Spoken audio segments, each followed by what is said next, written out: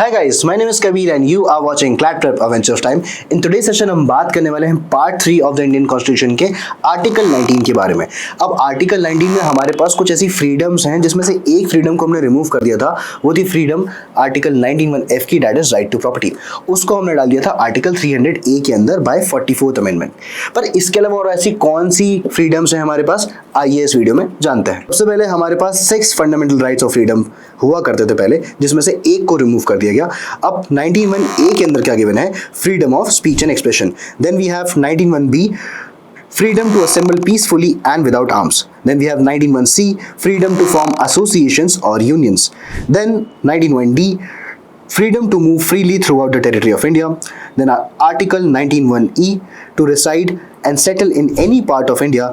And Article 19(1)(g), freedom to practice any profession or to carry on any occupation, trade or business.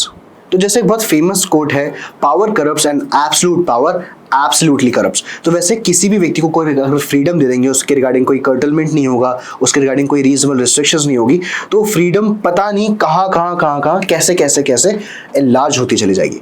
इसलिए हमने article 19 sub clause 2 के अंदर कुछ restrictions लगाई हैं। अब आप मुझे कमेंट सेक्शन में बताओ कि आर्टिकल 19 के ऊपर कौन कौन सी रीजनेबल रिस्ट्रिक्शंस हैं। फटाक से मुझे कमेंट सेक्शन में बताओ।